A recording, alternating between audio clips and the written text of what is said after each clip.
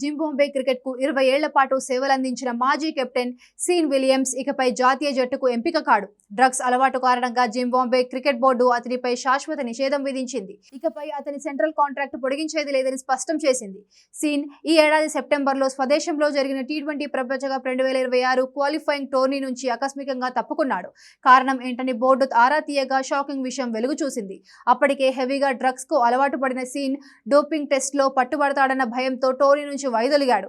Scene తాను drugs అలవాటు పడిన విషయాన్ని బోర్డు పెద్దల వద్ద అంగీకరించినట్లు తెలుస్తోంది.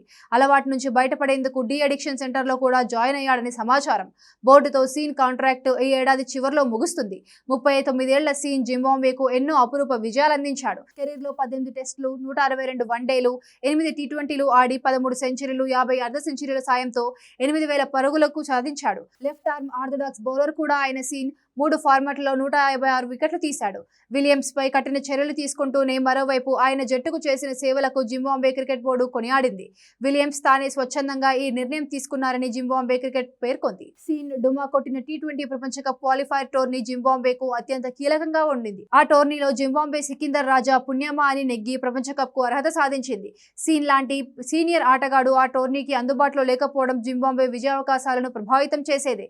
ఒకవేళ ఆ టోర్నీలో జింబాబ్వే ఓటమి పాలై ప్రపంచ కప్ కు అర్హత సాధించలేకపోయింటే జింబాబ్వే అభిమానులు సైతం సీన్ ను క్షమించేవారు కాదు.